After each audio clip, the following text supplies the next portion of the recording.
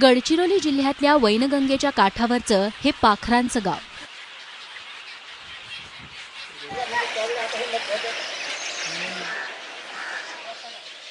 या गावाचं नाव आहे वघाळा.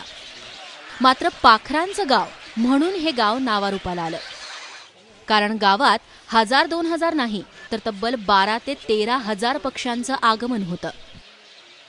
8 ते 10 जातीचे, उदाहरणार्थ open bill stork, white ibis, painted stork, black cormorant अशा 8-10 जातीचे पक्षी दरवर्षी एप्रिल-मे महिन्यामध्ये येतात आणि डिसेंबर अखेरपर्यंत राहतात.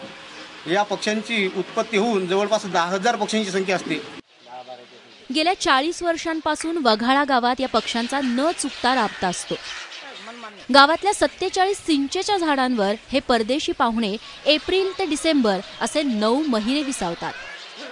गावाच्या बाजूने वैनगंगा नदी वाहते आणि हे पाणपक्षी असल्यामुळे यांचं जे मुख्य खाद्य आहे ते पाण्यामध्ये असतं.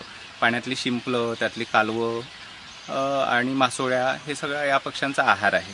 त्यामुळे या पक्ष्यांना खाद्याची उपलब्धता विपुल प्रमाणात आणि अगदी जवळ असल्यामुळे पक्षी इथं मोठ्या प्रमाणात घरटी करतात.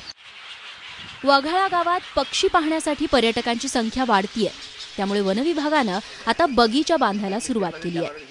या गावाला पर्यटन स्थळ घोषित करावं अशी मागणी इथले नागरिक करतात. वन विभागामार्फत आम्ही सरासरी 40 ओटे बनवलेले आहे.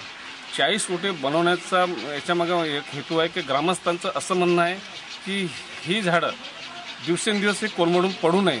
त्यांनी सारखा तगादा घेऊन इथे आम्ही प्रत्येक झाडाला ओटे लावलेले आहे की जेणेकरून त्या झाडाला मुळातून खराब होऊ नये किंवा पडू नये, हा त्याचा पाठीमागचा उद्देश.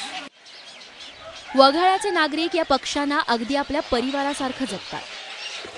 त्यामुळे वघाळा हे खऱ्या अर्थानं परदेशी पाहुण्यांचं हक्काचं ठिकाण बनलंय.